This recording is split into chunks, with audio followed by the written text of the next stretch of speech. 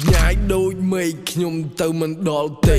ជីវិតលំបាកណាស់មិនចង់រស់ឲ្យយូរទេទៅធ្វើការគុំតក់ខ្យល់ក៏សក់ចូលហ្គេងអាប៊ូម៉ាអានោះឌឺគុំទុកចាំស្អែកស្ដាប់លោកឪនិយាយពីពលពតវាបញ្ជូនក្មេងទៅធ្វើការមិនឲ្យរៀនសូត្រមុនខ្មោចគ្មានស្មូតជប់លៀងគ្មានតន្ត្រីខ្ញុំសួរគាត់ថាចុះគេបានអីឆេញ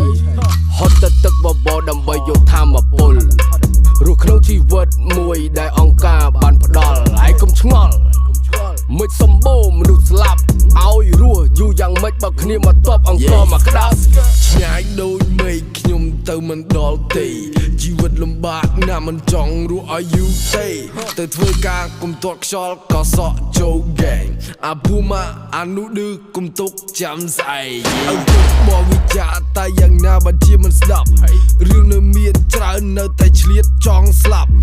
ចែកចាយញៀនហ៊ានណាស់ចង់ជាប់ច្រវាក់កំណើតឪពុកវិញហ៊ានតែក្អកគឺជាប់កាប់ខ្ញុំស្ដាប់មិនឮខ្លះតែយល់គ្រប់ពាក្យចាស់ជីវិតគឺស៊ូណាស់មុននឹងធ្វើត្រូវតែច្បាស់ខាងមុខនេះមានកម្មកិច្ចឲ្យហើយគូគាត់ចំណាំខុសគឺចាំរៀន5ក្តាប់ឲ្យណែនត្រូវតែខ្លាំង